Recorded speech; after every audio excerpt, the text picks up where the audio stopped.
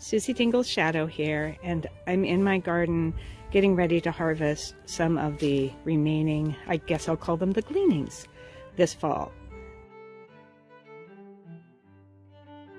As many of you know, I was not in my garden all summer because I had to be away, but there are some things still that were either planted before I left or that just come back year after year. So let's take a look and see what I can get for Thanksgiving. I have plenty of parsley out in the garden in the ground, but I think I'm going to pick from this pot right here because it's a little cleaner and greener. It just looks better to me, and I want to have the best for Thanksgiving. The slugs love parsley, and they will eat it in the winter time along with dandelion greens. So I think it's best that we harvest that now. I have quite a collection of different kinds of thyme, so I'll be cutting the rest of these off. I started that already. I definitely want to get these cut down before the end of November. I previously harvested the lemon verbena, but there are a few more that are still looking good, so I'll clip some of those as well, and we'll make tea out of it.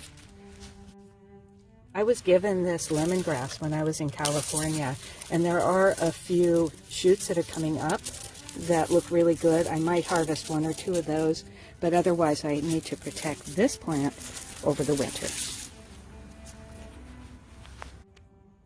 I grow sage not only to eat, but also as a foundational ornamental shrub. I think it's beautiful, the silvery color, and it's very, very tough.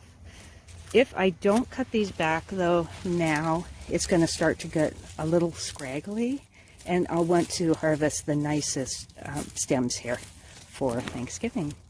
I have many kinds of oregano.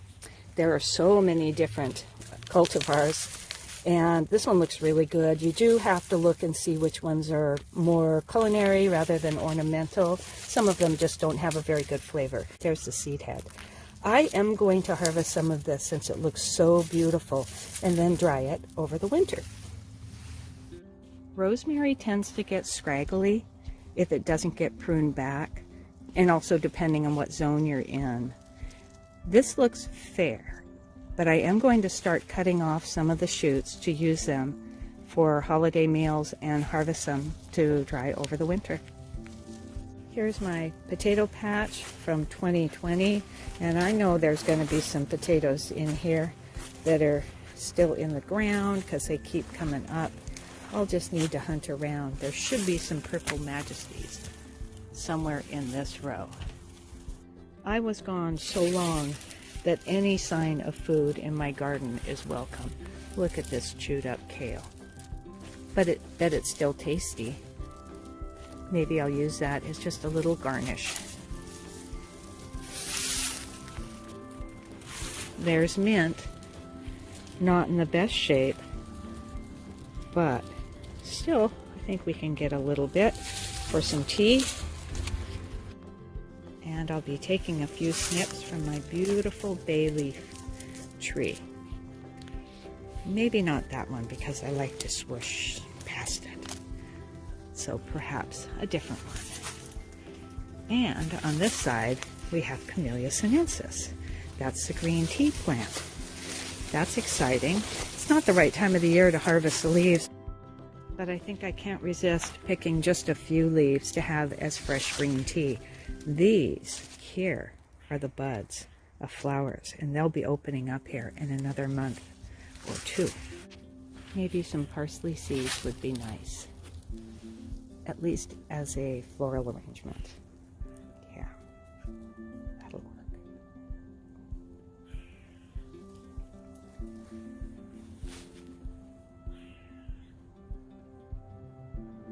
And of course, we'll be harvesting more of the sassafras leaves for drying to make filet, for filet gumbo.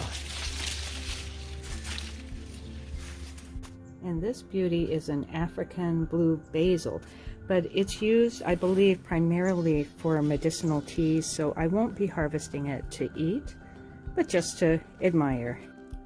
And another new plant to the garden is this grapefruit mint. And I will be harvesting this for sure. I'm anxious to see what it tastes like. I haven't tried it yet. I'm not sure that the leaves will turn this beautiful burgundy magenta color next fall. Sometimes that can happen when a plant is stressed in the pot, and it's a pretty small pot and it was late in the season.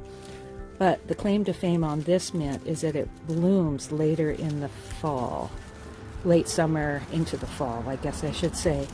So I hope that is accurate, because wow, so pretty this time of the year. These onion sets, they struggled, and that's okay.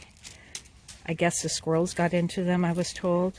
Anyway, I may harvest them, or I just may reconfigure them in there, replant them, and we'll let them grow another year. Look, we have some shallots, it would appear. We will be harvesting these shallots. That would be good. Wonderful for dinner.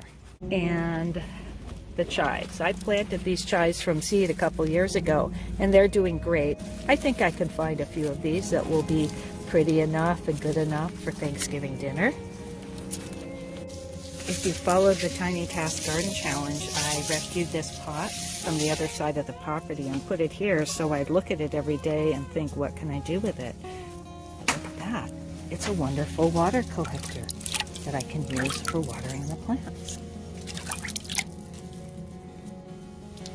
Until next time, keep dreaming in the garden.